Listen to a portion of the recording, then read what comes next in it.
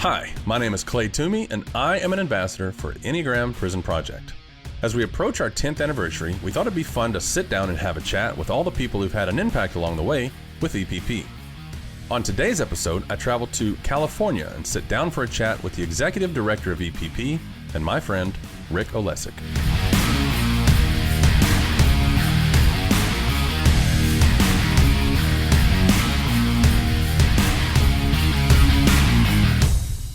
We are in, well, first of all, hey, I don't do like the prep thing, but I do have something I want to play for you here because I don't feel like this would be appropriate if we didn't start here. And then I guess we could give some backstory to this if you want, or we could just totally leave it alone. Sure. But I'll play something from my phone here real quick. What would you say you do here?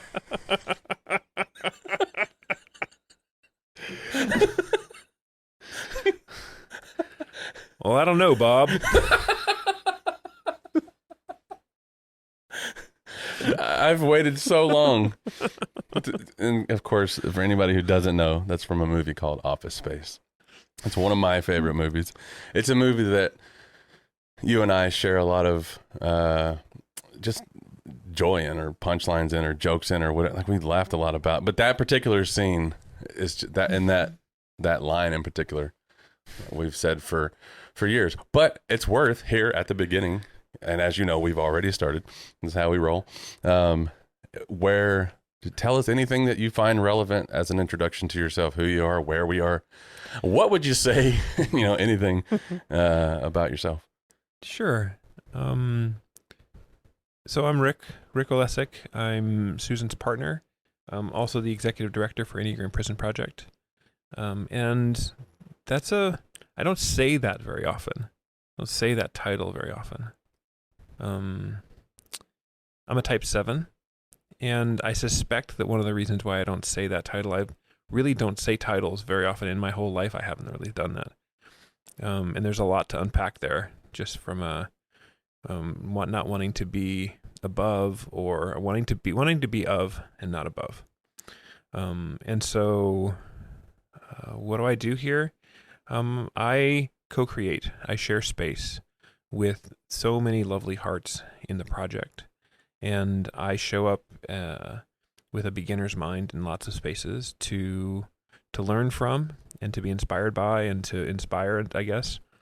I probably don't put enough in my own self in that space, but for the project and in the ways in which the project is growing, and how, and to quote Susan, how I feel like the project is growing me. So that's what I do. I do, of course, hold lots of different spaces in meetings and such. I often am the de facto facilitator for lots of things, but that I think that's more of me just liking that kind of role than one of being in a hierarchy. So, what's the most recent facilitation that you've done where somebody had an issue, whatever the case may have been, and they said, I don't know who does this, but Rick will know, and I'm calling Rick, and then they call you, and you're like, oh yeah, I'm the guy.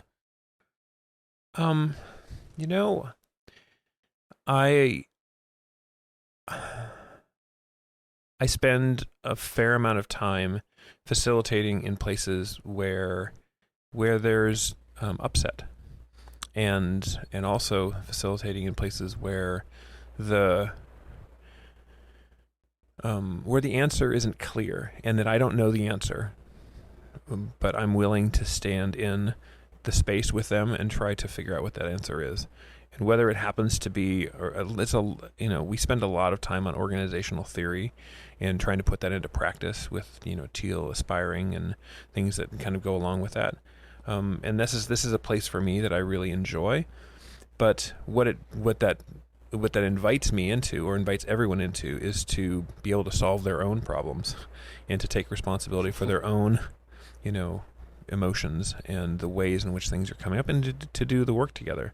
So I get this, like, in a past life, I would feel like if I was going to go into those kinds of meetings, I'd feel like I need to solve a problem. And now I go into those meetings and I invite them and I invite myself into a creative space to say, how is it that we collectively are going to work on this and work together to do this? And sometimes it works out brilliantly. Let's stop there. Because if you say the next part, I'm going to ask you, when is it not? Right? Yeah. So then is we can come back to that. We'll ease into that another time. But we'll come back to it. One of my favorite stories to tell about you, and it ties in with what you're talking about, problem solving and all that, is I was staying here at the house. We're here. I don't know if we said that yet, but I'm at your house with you right now, and we've had the celebration yesterday, and we've had a lot of people around, and now we're just kicking it on a Sunday morning. I was here a couple years ago. I think it was 4 years ago, one night before I was traveling to Kentucky the next day for a foosball tournament. And I was going to be taking this idea that I had of foosball stats.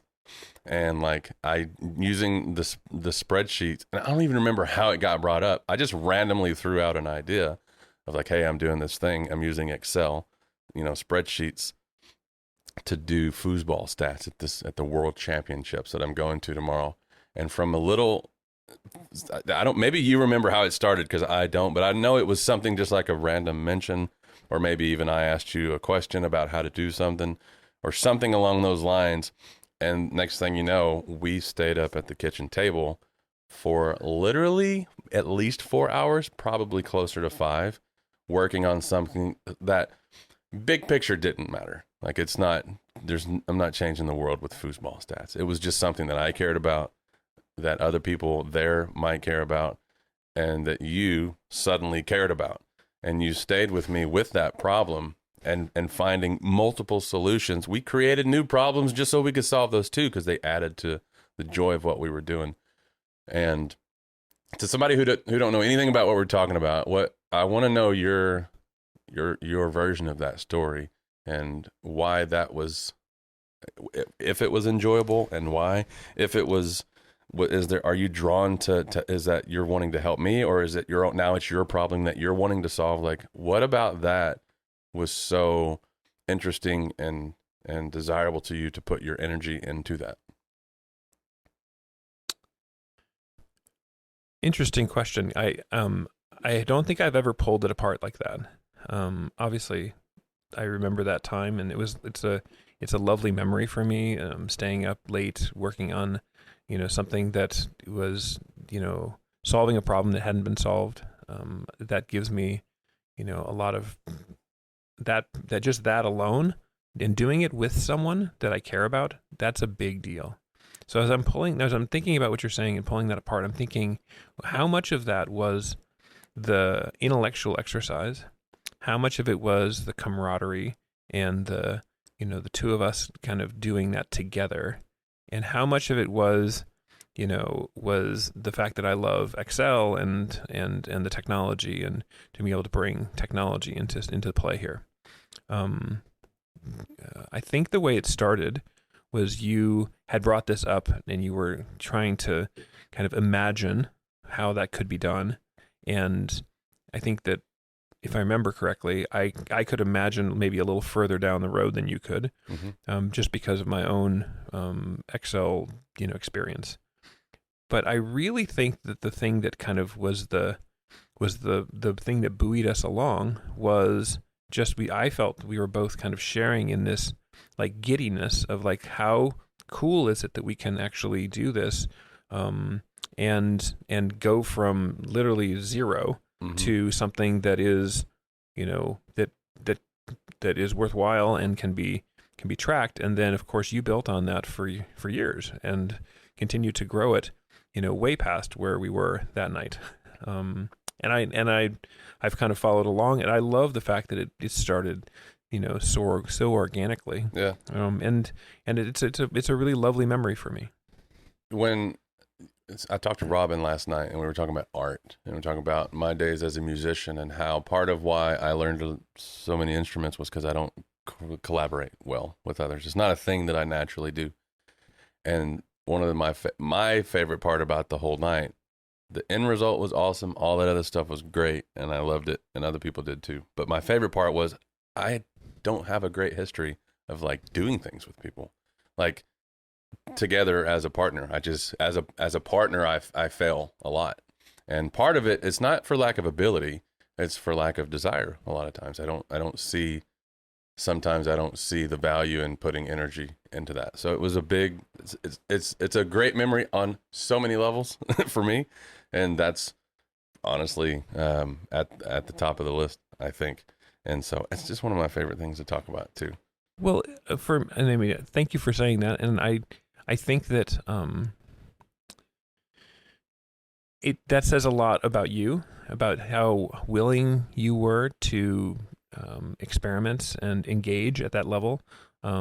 Obviously, you knew that I knew a few things about Excel, and that there'd be certainly knowledge, but ultimately there was. I think it wasn't an exercise in knowledge and learning. It was really an exercise in co-creating. Yeah, and 100%. And that was the thing that was really invigorating and enlivening for me. And that is kind of one of the things that I've leaned into, in lots of different ways in the EPP, is that this space of co-creation is one that is it's talked about a lot, but it's rarely tapped into. It usually is a semi co-creative space where someone is driving an agenda, and other people are either coming to the agenda, or they're not coming to the agenda, and they're bringing a few things to the party, but they're not fully in. And I find that this in so many places and I guess we'll call our back office stuff at EPP, is that people are bringing their whole selves. They're bringing their experience for sure, but they're also bringing their love and desire for something better. And how can they create something better, knowing that they don't actually know how to do it, and yet still feeling like they can just jump in to the pool with both feet. And that is something that I love. I thrive on that, and I didn't even know how much I did. So when I'm thinking back to when EPP first began, that's the word that comes to mind for me. You were not yet the executive director for EPP. You were still working in, what do we call it? The corporate world? What's the proper term there? Private enterprise. Private enterprise. There we go. And as you said, you and Susan are partners. And so you were there for the early conversations, obviously. So I'm curious about those and what those were like, and when she came to you with this idea, or whose idea was it to take the Enneagram into prison. I've talked to her extensively about her side of that, and there's been many times where I've asked, like, what about your husband though? Like, what, and not instead of, but also like in addition to your side of it, like, what about Rick? Like, how was it just like, hey, I want to go to prison, and was he just like, oh, cool, that's neat? Or was it like, yeah, I don't know. And and as an inmate in the prison where she went that first time, I can tell you that the rest of us were thinking, like, this dude must be just a complete badass, because his wife is 2,000 miles away with us inside prison, and how cool that is. And how I just remember like a lot of us thinking, like, this dude is legit. And I understand that can be a demeaning thing to say, and it might be offensive to some ears to hear it that way. That's what our experience was. And when I finally got the chance to meet you, that was what was in my head when I was meeting you, was like, I finally get to meet the dude who, in my view, was just such a great support. And a lot of that was all just stuff that I just context clues. I read between the lines and all that stuff. But I have you here, and so I want to know, like, what was that like when she says, hey, I got this chance to go to prison? And then even after a while of that being cool, okay, actually this EPP is a thing that needs to exist. What's your side of all that?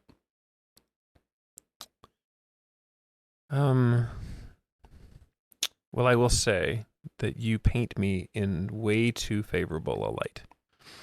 I'll just say that right out off. I'll start with that. Of course, there was support. Of course, there was lots of conversations about this. But at that point in our marriage, we were, at the time, I think maybe we were 2009, so we were 12 years into marriage, and all the way through until EPP was founded in 2012, and then we were figuring some things out, and we were trying to really figure out how is it that we are going to be together in this world. And Susan, and me, and sometimes we can come up against some things. And what's that quote about what's a hill worth dying on? Mm-hmm. It's not the hill I'm going to die on. But I think that the thing for me on EPP was I fully supported what Susan was doing, and I hadn't understood it yet. Gotcha. And I understood prison, at least from the outside looking in kind of prison. And I understood that there might be some danger and there might be some things, but ultimately I kind of I glossed over that. And I was like, you know what? It's not only is Susan, Susan's a big girl and she can, fend for herself. We all know that. Yeah. But there was this other part, which is like, I wanted her to succeed in the things that she was passionate about. And so I wanted to just support that. And that's what I felt like I could do as a husband.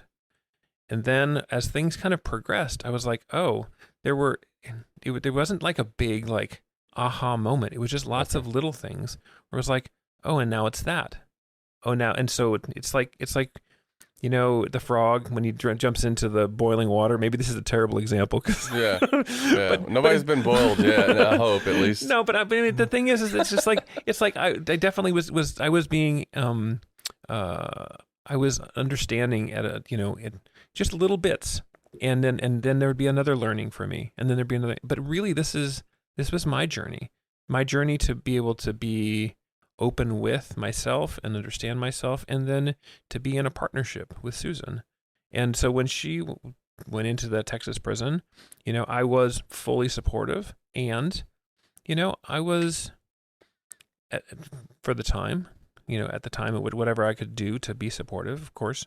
And I was it was actually a start of a whole journey for me of how, what do I want to do in this world? How do I want to be in this world? Who am I? And who are we, Susan and I, together? And it's wended through all kinds of interesting twists and turns, but it was a start. And I don't know, she's also an incredible writer, and I loved when she would come back from Texas and write these just incredible blogs about the stuff that was happening. It was inspirational for me to read and to be like, oh. And at the time, I was in the public, in private enterprise doing work, and it turns out that's not very inspirational. As I said sometimes to Susan, I was like, some of these days I feel like I could do everything with not just one hand tied behind my back. I could do this whole thing with one hand tied behind my back and half my brain on. And that's not really, for me, wasn't the way I wanted to go through life. Yeah. So she was inviting me into a space to like say, huh. And that's been my journey, is to like slowly be able to pick up what she's been laying down. Yeah. And then of course for us to do it in a way where we could come together and do something that we wanted to do together and be together.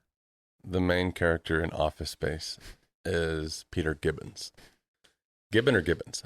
I think it's Gibbons. Yeah. And it's I only think of him as Peter, so. Peter, yeah. And I started to say Griffin, but that's Family Guy. Mm-hmm. And what you said made me think of him, because you're saying it's not challenging. You could do it with one arm. And there's a point in that movie where he says, on any given day, I only do about 45 minutes worth of work, and then he goes on to talk about how not rewarding it is and unfulfilling it is and all that stuff. And the first scene of the movie is him in therapy, which that's there's a lot of stuff about that movie that's hilarious, but there's also some stuff about that movie where it's like, I kind of get that. And there's this search for value in life that is sometimes it's just tough to find. So you were good at what you were doing, and it wasn't that it was a struggle there on that front. But at some point there, and correct me if I'm rephrasing this or repeating it incorrectly, but it's like, this is something I can do, but it's not rewarding. This is something I can also do, and it probably will be rewarding. So the transition from private enterprise into the nonprofit, space is, I don't know. I can't imagine, for me, there would be a small sense of excitement just because I'm comfortable with the idea of smashing face first into the ground, but there would also be a little bit of terror with a family to support. And let's be real about it. The paychecks are different going from private enterprise to the nonprofit world. And so what was that transition like from a nuts and bolts perspective, or even from like, whose idea was that and how did that even come about? It's been how long, by the way? I think I've been the executive director for about 6 years. Okay. So it's 2015 or 16, somewhere in there. It was August of 2015 or August of 2016. I have to go back and look. Okay. But 5 or 6 years. Was it the idea here and then next month we're here, or was it like a year or two process? How did that all happen? Is it cool talking about that? Of course. Actually? Okay, cool. Yeah. I'm just thinking to myself about, I'm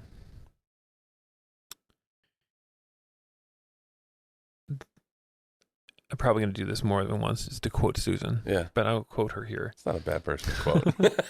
Where she would say, there clearly was something that you were getting out of what it was that you were doing. Else you would have left. And so if you're still there, then there's something that you're getting out of it. Speaking of private enterprise. Mm-hmm. Okay.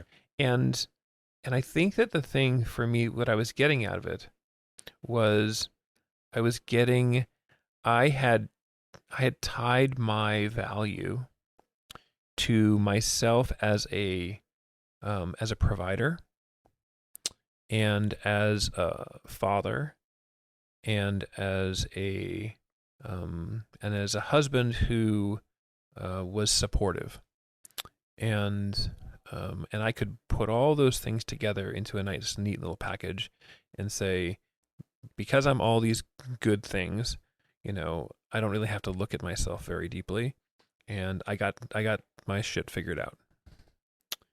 And when I started to, and so the provider piece,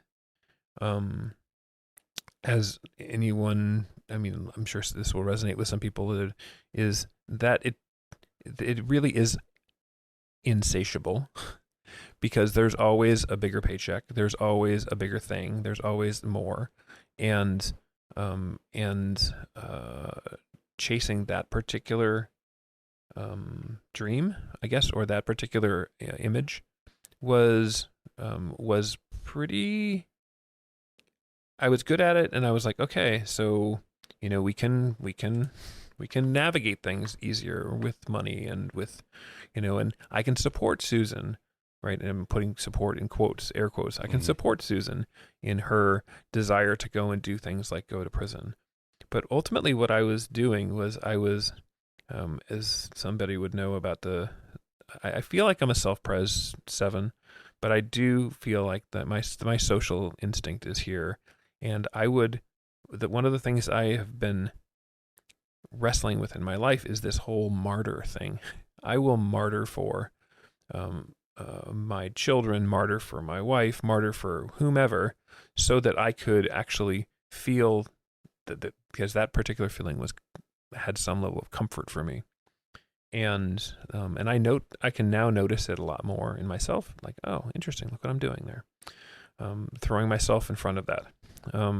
But again, going back to this like transition piece, I was very comfortable in that space, and I was unsure what it was going to be like not in that space.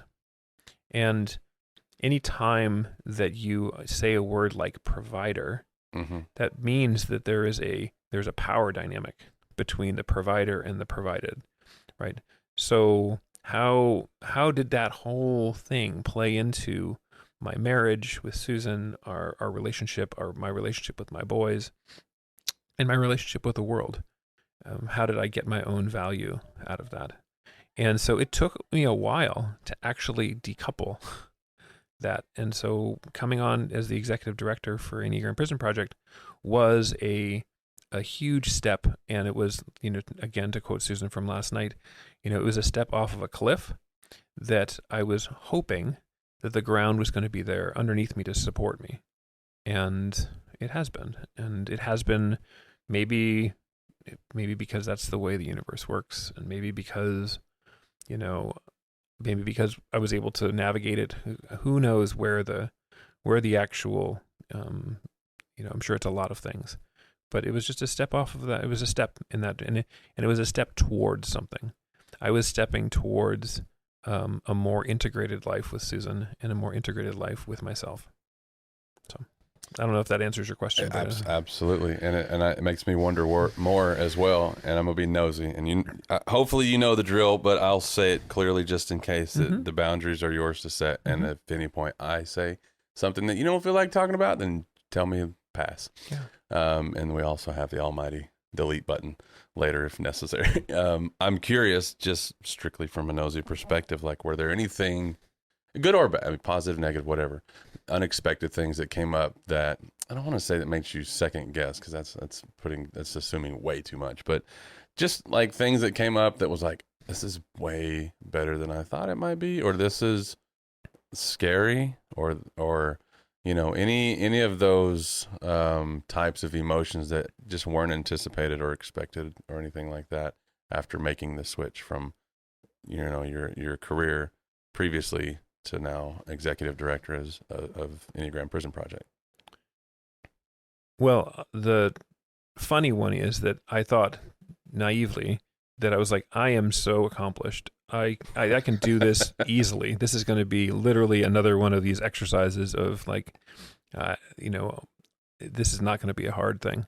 And boy, having that smack me in the face with like, oh no, actually, you're going to need every last thing that you learned over your whole career and then some. And you're going to be thrown back into a learning curve that you haven't seen. The smacks are what I want to hear about. What were the smacks? Well, I mean, the thing is it's like I was like, oh well, okay. I've run HR departments, I've run IT departments, I've been a CIO, I've been run my own company. I'm like, I know shit, and so I'm like, oh, I can easily go into a nonprofit and the small, we're just a little bitty thing. I can easily work this through.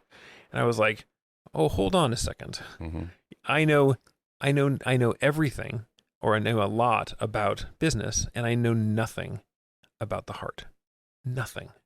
Because all of the places and spaces that I resided in business were all about numbers and deliveries and creation of programs and nothing. And of course, running teams, but running teams with in a transactional way. Now I had lots of folks. I at least as I continued to grow as a manager, I realized that kind of transactional management was wasn't working. But I hadn't really understood anything about my own motivations and my own ways in which I would like come into something and say, oh no, fundraising is a thing, and you've never done it, so good luck with that. Yeah, but what could be so hard about fundraising? I say with my tongue completely in my cheek. Right, and I was like, yeah, what could be so hard about that? And they're like, oh yeah, that's right. I've never done it. In fact, I've always had some, value proposition, saleable good, something that I'm like, oh, X for Y, and now it's like, oh no, oh that's not actually what this is. This is actually, this is looking at a bigger and broader future, and what does that look like, and how do we create a better space? And I've created widgets. I have been, made creation of widgets more efficient. I don't even know what a widget is. I should, and I don't want to admit that out loud. But what the hell is a widget? Well, it's a fictional thing that's just like a fictional product. Okay. And so it's like and so sometimes when they talk about things and like, oh, just widgets is just a common phrase for that. But I got really good at that kind of thing. But this isn't. There's not a widget to be found here. So EPP. There's our T-shirt. Every episode we find, there's not a widget to be found here. It's just like it's about the heart, and in fact, it's been my invitation from Susan and from you and from other folks inside of EPP to continue to go inward and to figure out what is it that I want. What is it that I want in this one precious life. So I love hearing the way that you talk through that, because it's so different than, I don't know. I first of all, never had a career. I mean, I've had different jobs, but I never went to college. I don't have an education. Most of what I've learned is just from experience and honestly just from making a ton of mistakes, which is comfortable territory for me. I love the language that you choose. A lot of times when we talk, we're buddies, so we shoot the shit quite a bit. And we've probably had a conversation or two about language, and I want to ask you in particular about one thing, if you're up for chatting about it. There's a phrase that I've noticed that it seems more common in this community than like in the foosball world, for example. People, when they're married, introduce themselves as husband and wife, and it's very rarely that you'll hear somebody say that this is my partner when they're married. And I've noticed that that's a thing that's common with you and Susan, and then a lot of other people, but you're here, so I'm asking you about you. Why is the language of that, well, first of all, is it important? And why, when you're married to someone, is it why say this is my partner rather than this is my wife?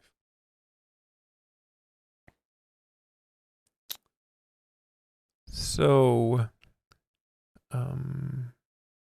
I haven't thought of it this way, but just you kind of introducing it, I think that the undercurrent for me is this part around possession, and that being in saying someone is your husband or someone is your wife, while it's true, it does have it doesn't feel, maybe sometimes for me, like it has, that we're necessarily moving towards a common goal.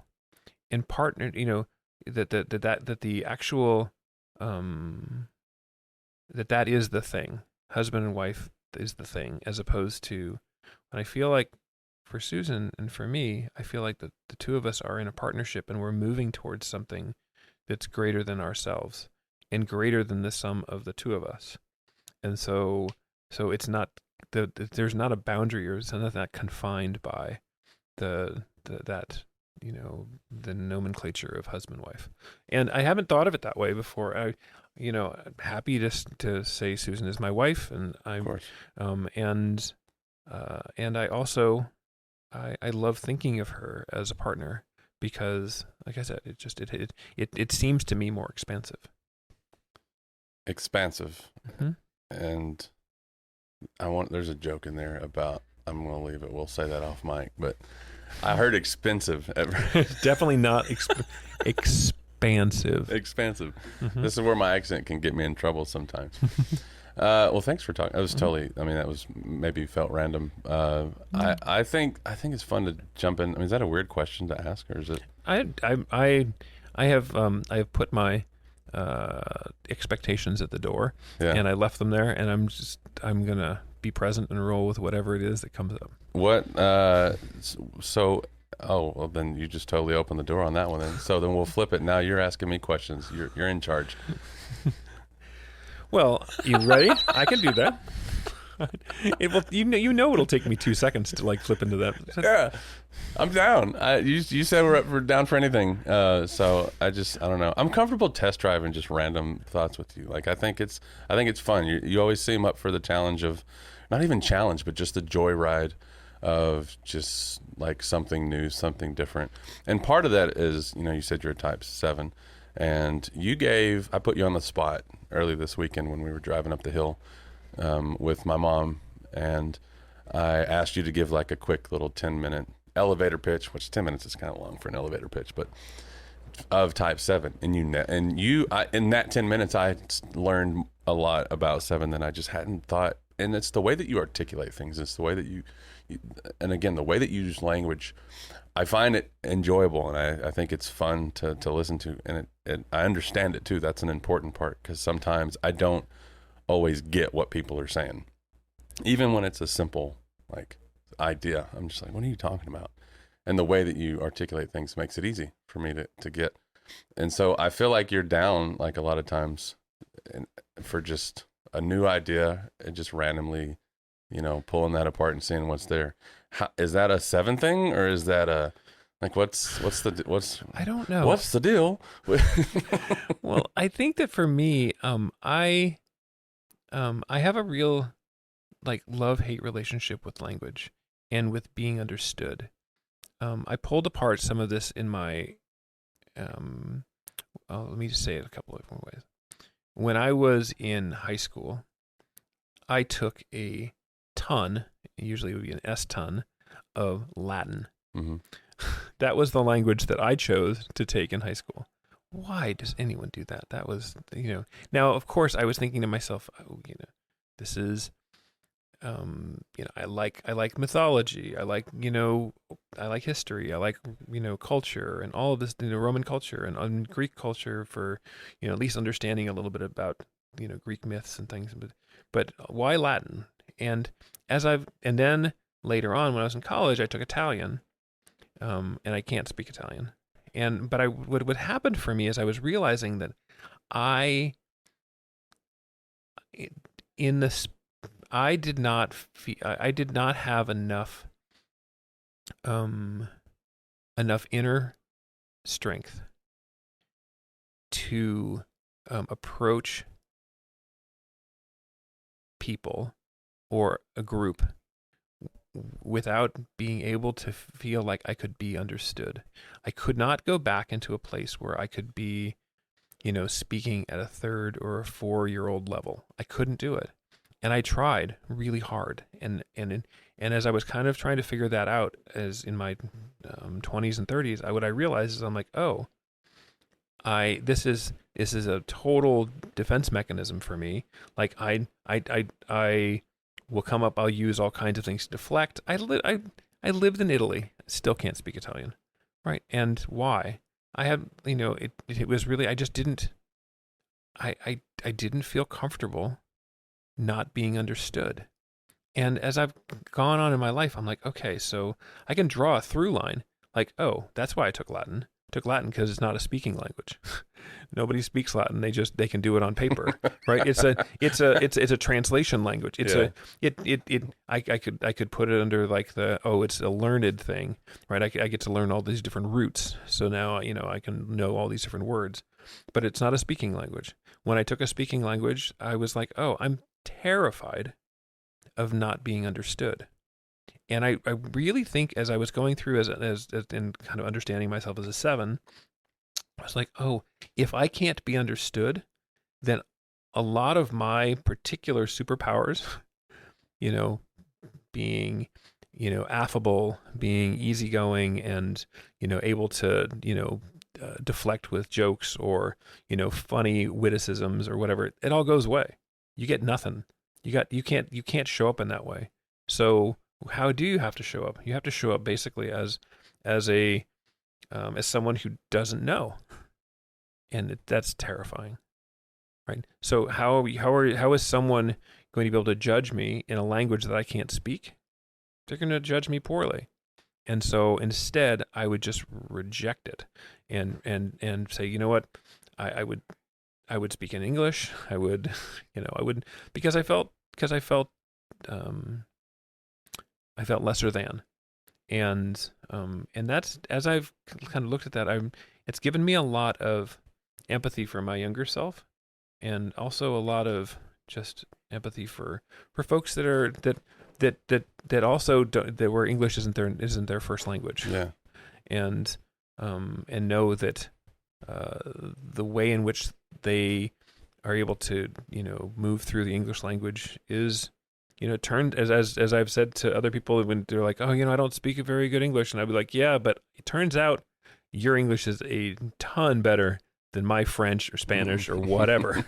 Pick whatever your native language is. So, is there a particular memory that's not a favorable memory, maybe a bad memory that's tied to not being understood, even as a child or more recently as an adult, where you in hindsight was like, that sucked because my point didn't get across, and it was because of a lack of my ability to communicate? Yeah, I mean, when I was young, I don't know if I can speak as a specific example, but when I was young, I believed in my bones that if I just could have the right argument, then I could get my agenda met. I could get my needs met. If I just had the right argument, I could convince.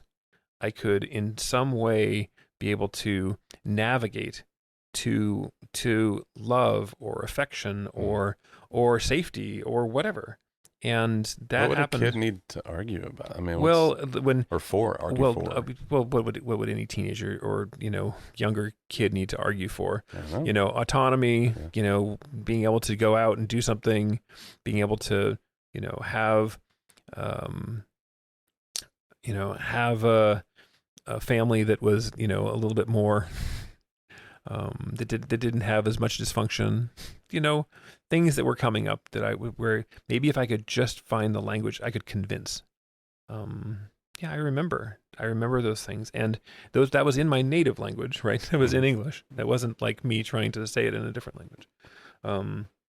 And so that became something that I just noticed it, but it was noticed in hindsight. So just kind of as I look back, I just think, and now I can say, okay, so could I do a better job now of learning another language? Well, I guess I could. Brain elasticity might say no, but I'm much more open to it, and much more open to being, be able to that my value as a person isn't tied to my ability to bring humor or deflect or bring witticism or to make something light or easy. These are all like, the 7 stuff really resonates here. And it's funny that so as you talk, I think like the words that you say, and it makes sense, and I understand.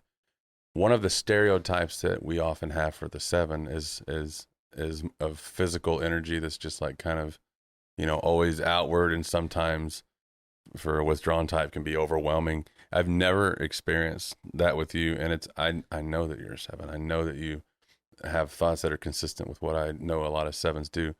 But for somebody who might hear you talk and think, this is the least 7 I've ever heard anybody sound, because you're not bouncing off the walls or whatever the other nonsense stereotypes that there might be about 7. And it goes back to the elevator pitch that I heard you give on the way up. And I'm wondering if you're down to just hit us with a little type 7 elevator pitch, just so that we can further understand. Well, I'll just say, what it is to be 7. I will say a few things here. I'm just sitting in this place of reflection, and I think that I can remember the times when I was bouncing off the walls. I can remember the times when I could not be contained and my energy was too much. I can remember that. And my journey has been to see that in myself, and to say, and not like it, and then to say, okay. And as I've said this to lots of people, and I've said this to you, I have a really strong 6 wing. My dad was a phobic 6 and is a phobic 6, and I can hear his voice a lot. And so I can, I feel like I'm leaning there a lot. I lean there in that space, especially as a father, and hearing his voice in my head about how you do fatherhood. But as a 7, I can feel the ways in which I did that, and the fact that I don't do that anymore. Thank you. I'm glad that I don't show up in a way that typifies or is like things that you've seen in other 7s, because it's what I've been moving away from. And the reflection of us, I've seen that reflection in others, and I've seen it and I recognize it in myself, and it gives me further, I guess, fortitude to continue down my path of like presence and staying solid.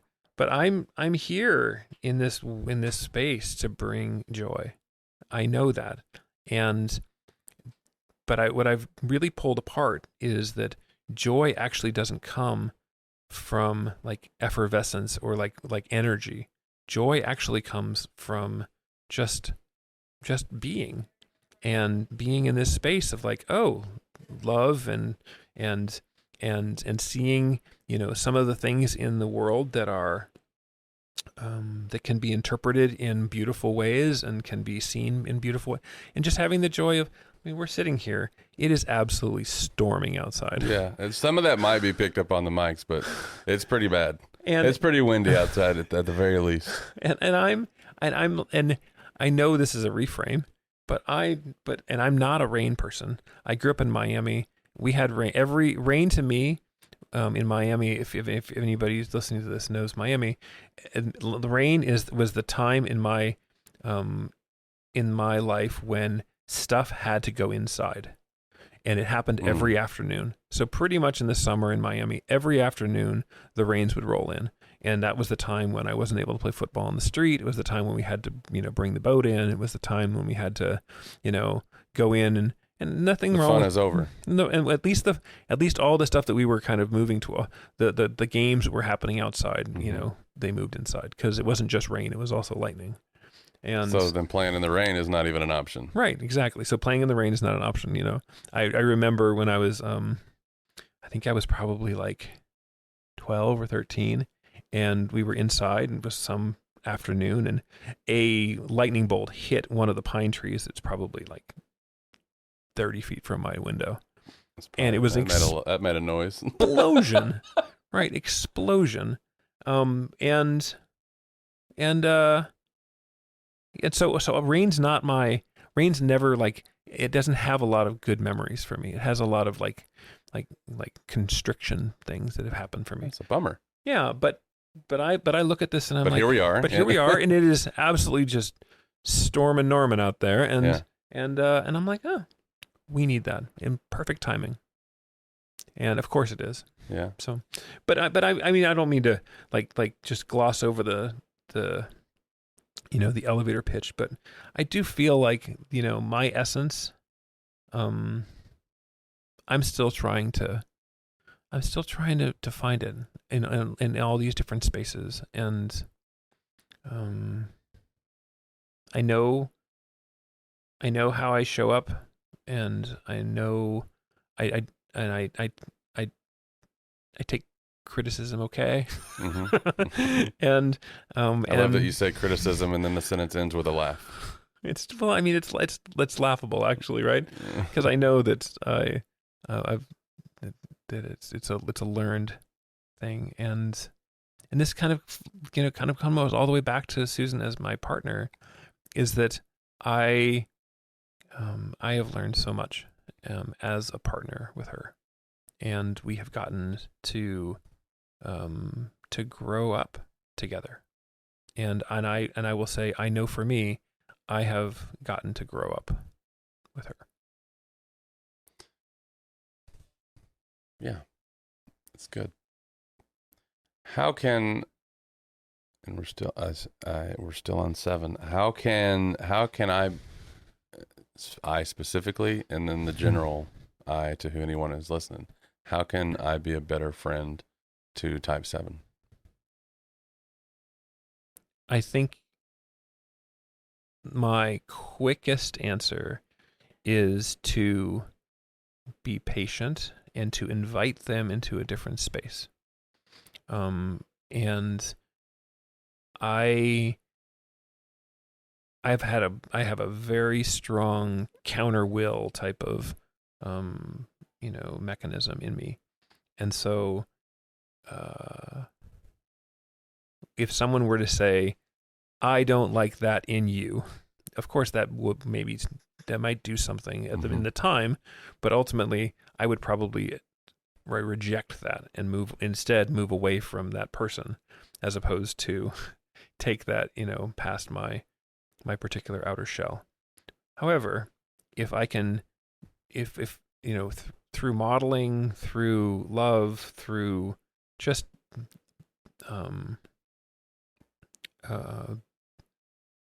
invitation. I love the word invitation, by the way. It's become one of my favorite words. Through invitation, I feel like people can change. They can be a better version of themselves. And sometimes it is just, like I said, the invitation to something that's greater than. And we all know that there are spots in our lives when people that we love are in those inflection points, those points where they can make a change, and we see them, and they sometimes there's just a glimmer. It's just like a moment, but the right, showing up with love and showing up with real, true empathy for, and not judgment of. Really, for me, that was the elixir that was where I could say, oh, what if I make a change? What if I do something, something a little differently, and do it for myself? I appreciate that. Mm-hmm. You're you're the first person that I met who claimed type 7 that I liked, that I got along with, and so and that's because of me. That's because of my issues with that. And I wish I had this conversation a decade ago, because there's some 7s who I probably would have got along with a lot better, because I wasn't any of the things that you just asked us to be. And it's a work in progress. And I hope I'm making steps in the right direction. You're one of my favorite people to talk to. We're not done. I don't want to sound like I'm wrapping up, but I do want to check and see how you are. We're rolling up on an hour here. Is it okay? Yeah, I'm good. I want to ask about a more recent thing that you've been involved with the project, and that's the podcast. This is something that exists, and I give Robin credit. I give you credit. I give Halita credit. And obviously I accept my role as well as being important. And one thing that I've noticed in talking to everybody about their roles, and I hope I didn't leave anybody out, by the way, is it seems that everybody is underselling what they do. So when I say Robin is literally, without Robin, it doesn't happen, because it didn't happen for years. And the most recent change to the chain was Robin was added. So I don't feel that I'm exaggerating when I say Robin is not the reason, but without Robin, it wasn't happening. And then, I think, I wouldn't say that he just dismisses that, but he does. There is a bit of an undersell saying, look, you're the reason. So everybody's giving credit to everybody else instead of just taking that and saying it. So I'm wondering if it's a silly question. I'll admit that in advance, so prepare. But instead of underselling your part of the podcast, would you go the other direction and just completely oversell everything that you do with how this happens and what the process is, and just exaggerate it as much as possible? Okay, you're ridiculous. That's what I'm going to say. The reason why we all undersell it isn't because it's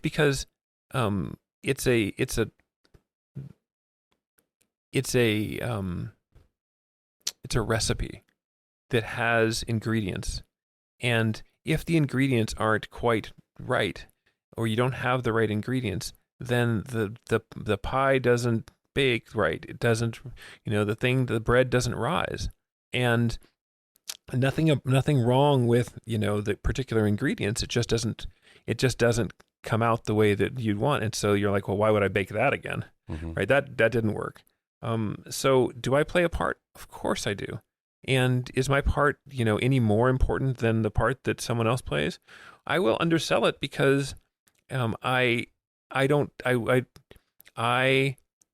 don't want it to feel like it is me, because it's not. It is us. And this is a space, by the way, that I've mentioned earlier on this podcast, is that I loathe hierarchy. And I'll just go a little bit into the 7 here for me.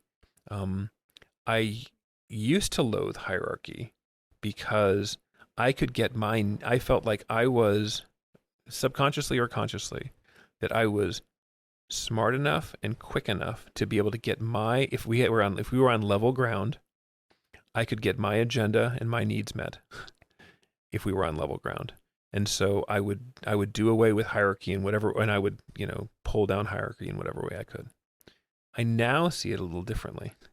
Now I see it like, listen, there is a real lovely energy that can be created and can be co-created when intention is set and when the energies are in alignment. And so, is my energy in alignment with the podcast? Absolutely. Am I willing to throw in and do all the, the things that need to get it over the finish line, just like you, just like Robin? Of course. And does it happen without me? It might, but it might not. It might not happen. It might not happen without you, and it might not happen without Robin.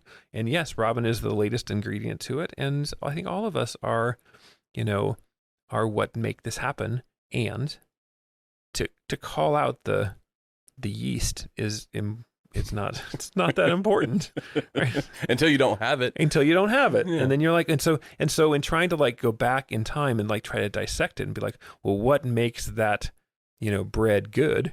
You're like, well, it's all. So I know I went in, I'm taking your, what I consider to be, you said a silly question, and I'm just going to say, that's what I'm going to say. You called it ridiculous. I did. I was comfortable at silly. Like, I thought that was pretty mild, and you didn't accept that. You're like, no, let's upgrade that to first class ridiculous. All right. Well, so then what would you say you do here with the podcast? When I do my part, this is my part. Yes. This I talk, I hit record, right. And then I do some technical things with sound, and then I email it to just so they know. I email all 4 at once. I email the file to Robin, you, Susan, Helita. Why? Who does what after they get that from me? Yeah. Well, ultimately now it's on kind of autopilot, right? We're just going through and we're doing the things. Go to day one. Yeah, but at day one it was. I think that you go to day -1. Yeah, pre-day one. Yeah, pre-day one. BC. So if you go to BP before podcast. Okay, yeah. So before cast. It was this thing where as an energetic exercise, we all were trying to figure out what this wanted to be.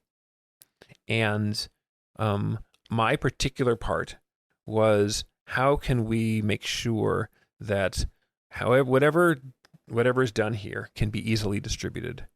And that was my part. And what does that look like? Turns out, 2 years ago, it looked a lot different than it looks now. Right? 2 years ago, it was relatively difficult, and now there are many different places to be able to do that kind of publishing and get things to easily move through.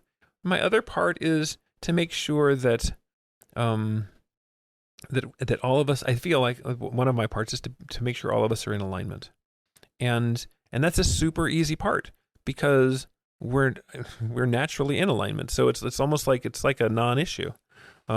So then it's super easy for me to undersell that because it's not very much.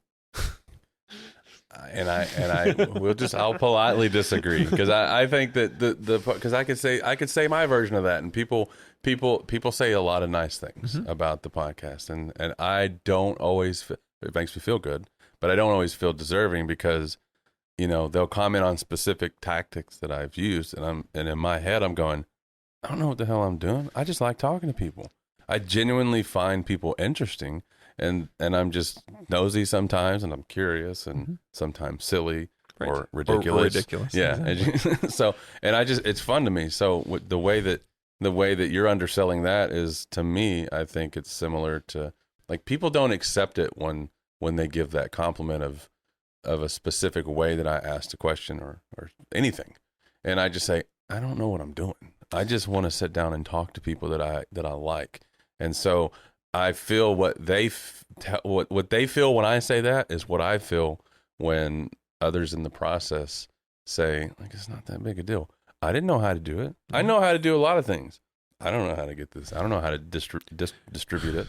I don't know how to upload it somewhere. But now you do. And you know what? And so the fun part for me. I don't. Well, if I couldn't do this. Yeah, you could. It would just take me 2 seconds to show you. But I'm going to say the fun part for me was figuring it out. Yeah. And of course. And figuring it out with you and with Robin and with Halita and others, and just saying, you know what, this is how we're going to do it. And we're fine. We'll make fun of them if they come through and walk through. We'll give them shit. For anybody, I don't know if the mic's picked it up, but we have company. We have a train passing by. Last night it was Suzanne, and she's not even here, and she's still getting brought up again. So exactly, this is Robin will probably chop all this. Hi, Robin. I think that for me, the easy way to say it is that when in any type of endeavor, project or something larger, when energies are in alignment, actually things seem so easy. And when they're not, it's like pushing a rock uphill. Right? And so do we how silly is it to talk about how easy it is to roll a rock downhill? It's pretty easy. Yeah. And it's really hard to roll a rock uphill. So it's really about alignment. It's about energy. And it's about just saying, hey, what are we doing here? What do you say you do here? I'm going to watch that movie on the flight home. Do you have a favorite line in Office Space? A line, a quote, an idea, anything? I think that that Office Space is one of those movies that just I can just smile at so many different aspects, especially of the boss coming in and Lumberg. Exactly. When Lumberg comes in and says, I'm gonna need you to work on Saturday, I just can't. I just start laughing because I know that's I've seen that, I've been that. That's that's the part that I was talking about earlier, about this transactional nature of business. And so, and it seems so, it's so ingrained in the way in which we do things, in the private sector, and in private enterprise. And it almost so much that it's like, how could you possibly do something different? That's just the way you do it. You have employees, and employees do things, and the way a manager is actually given credit for their job is to get the most out of their employees. Well, what does that mean? That means that you're going to exploit them. Yeah. Right? That is at the very perfect word. At the very base level, that is what it is. And you might do it through all kinds of other tactics, but just the language there of like, get the most out of your employees. Yeah. Right, is we use that language, and it's all like, fluffed up there. But getting the most out of your employees, that sounds transactional to me. Yeah. And so this is why I love organizational theory, is that it's like, okay, so if one of the interesting things that has kind of come through is like, well, the way you do that is to make it so that the employee feels empowered. Okay. Well, are they empowered? Because how would they be? Right. Well, maybe they are. It depends on exactly what the structure looks like, right? But if the structure is hierarchical, right, where someone is telling you what to do, then, even if they're asking you nicely, or they're, pretty pleased with sugar on top, it's still like, your job is on the line unless you do it. And they may say, "Hey, do it at your own pace." They may say, but if ultimately, corporations come down to a profit motive, then efficiency matters. Right. So how do you? So I don't mean to go too far off on the weeds there, but I'm down, by the way. but it's just a thing. And so one of the things, and I would, I'll just do the plug for Fred Laloux's book of Reinventing Organizations. I just am continuing to learn at that book's feet about what teal looks like, and I'm excited about just how we as an organization have been embracing that. In the movie Office Space, Lumbergh, how would he, if you could tap him on the shoulder and say, "Hey, I can help you out and you could be a better leader," what advice, and I'm okay actually calling this question ridiculous before I even ask it, what advice would you give Lumbergh so that he could be, and I mean seriously, there's there's a Lumbergh listening somewhere, they might not know it, but how is Lumbergh, how does he de-Lumbergh himself? Well, that's the part of the problem. Part of the problem is that the structure itself is actually debilitating, not just for all the folks that are in Office Space, but also for Lumbergh, because of that is part Same of this. Things happening to him, right? I mean, of course, he's the boss and whatever, and I think he maybe but he is part of a corporation, and that corporation has things that they're needing to do, and so he gets his pressures, and the way to actually decouple that is to create different spaces for the employees to be able to pursue and to live, to be passionate about what they're doing, and to create, to be able to be invited into a co-creative space. And what does that look like in Office Space?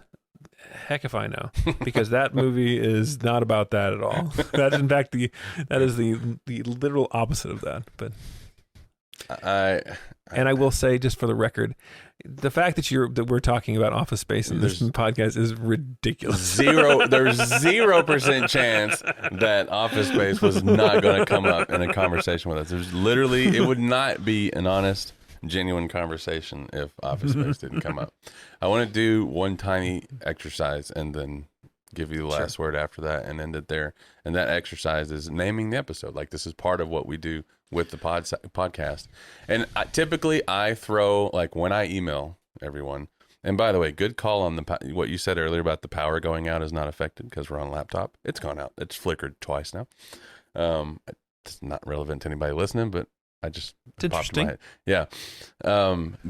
So the process from my end is I talk and record, and then I go back and do some audio adjustments, like in terms of leveling the volume as much as possible, snipping things here and there.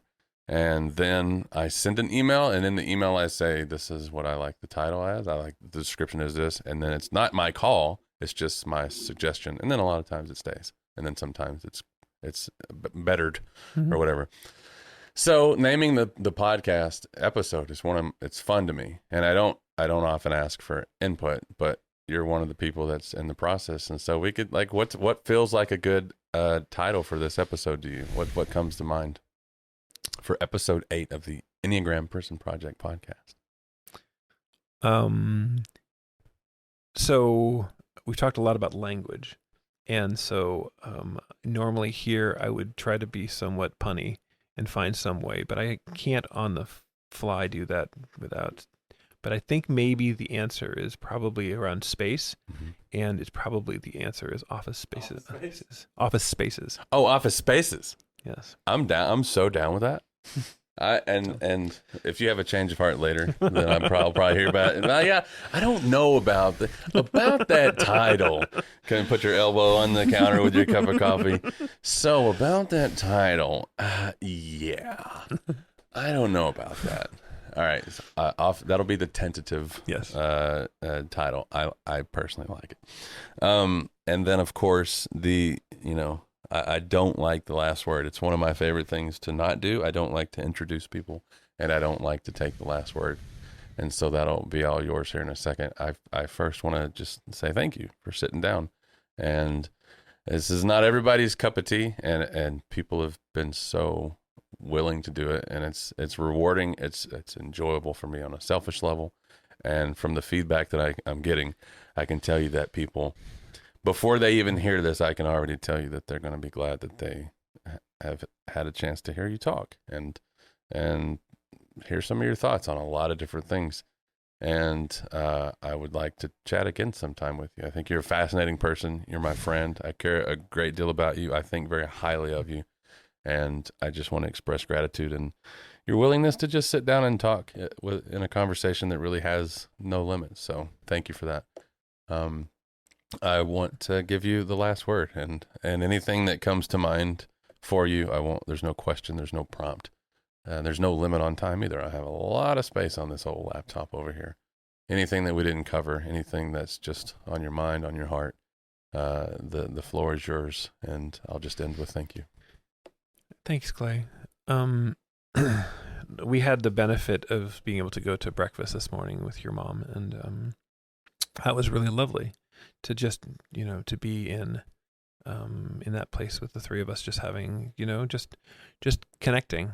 And you brought that question up a lot around partnership with Susan. And, we've gone around so many different ways of like, okay, so what was it like to do this transition? And what was it like to move from office space, to this other place? And I think that the thing I'd like to just end with is that one of the things that I was talking to you and your mom about, which is this place where we can get to an inflection point and we don't even know it. And we have to make a choice. And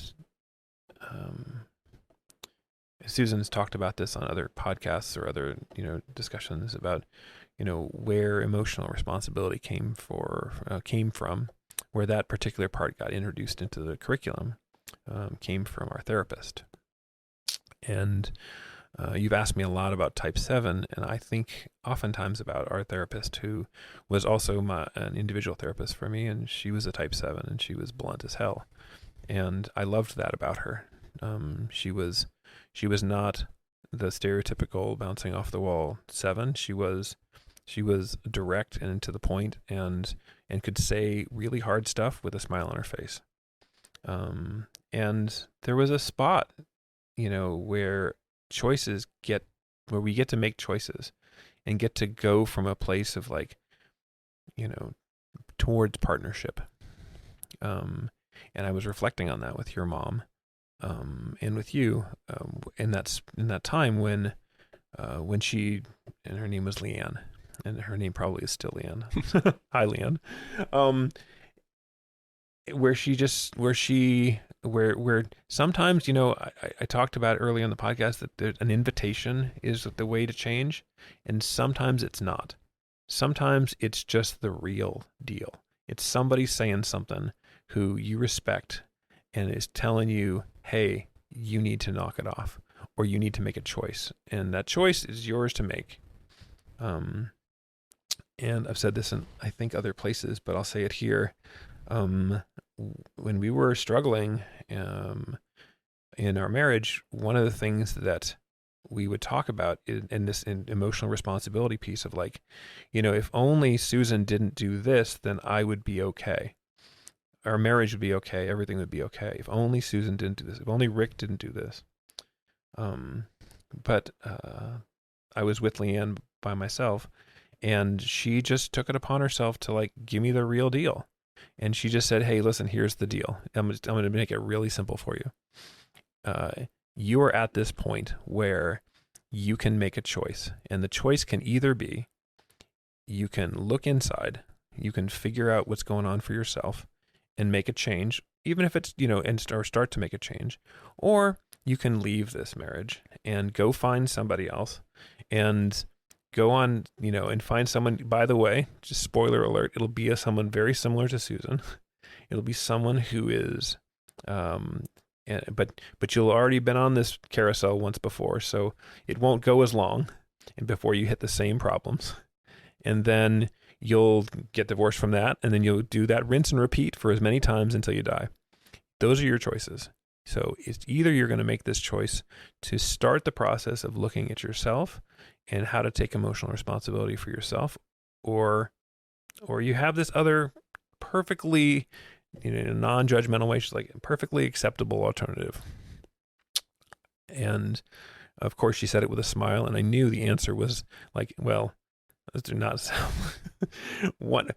And I was not wanting to go down. I did not want to open door number 2. And so the invitation, though it was really more of a, the authentic, like, hey, slap you upside the head kind of thing, was, hey, get your shit together. Grow up. Figure out a way to look inside and to start making some changes in your own life. And I really, really appreciated that. It's more than I could. I mean, it was an inflection point. It was a place where it could have gone either way.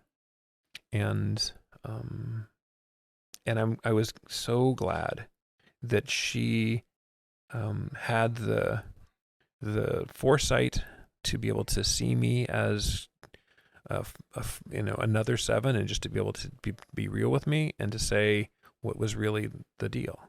And I've thought on that a lot. And so when you started talking about, like, what was it like, right, for Susan to go down this path, in prison, what was it like for people to, for the prison project, for you to step into the prison project space, the through line is this is like, oh, this is my journey, and who is to know what your journey looks like when you start? You can usually, if you go back, you can usually find some spaces where you made a particular turn down a particular path, and but it's not without some peril, and it's also not with any, like, foreknowledge of what it's supposed to look like at the end. And so just continuing to stay present, continuing to find the ground underneath me, and so there you go.